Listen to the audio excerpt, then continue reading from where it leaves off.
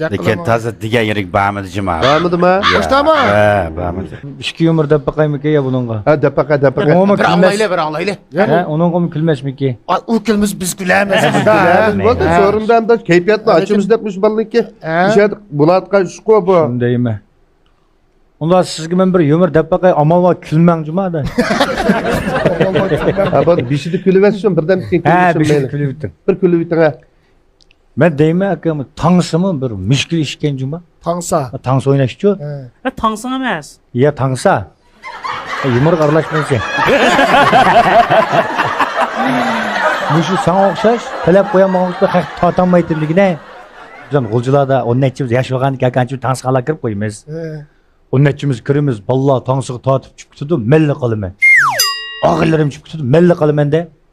Bir günü bana sel vicdan kirip kaldı mı? Ben oynap bakmayayım ben mu? Yürek kirip kaldı ki. Daha karsam ağırlarım. Emmisi tatıp tangsıgan oynadı da. Karsam.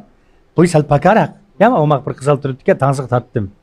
Kopte tuncu tangsıda bir titrek aralaş oynaysan ki.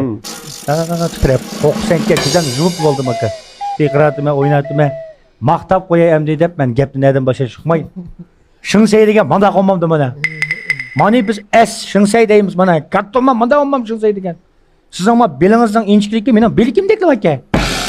Baktığınım ki hem de o. Siz ama belinizden inçkilikki benim bilgimdeki vaka desem akızal turup gidip kapamay boynamı koytam zaka deydim. Boyandım. Söyledim ama. Buna akmaydı.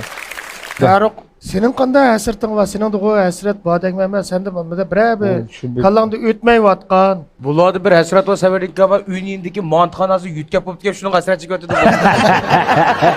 Şundayım ben gidip pes küsem aldı dozan kanı yok. Olsa senin bir esirtin ağlayla hem de. Biraz boş ballı bugün esirtin olması dengla. Çünkü ma esret paranları kılımız bugün.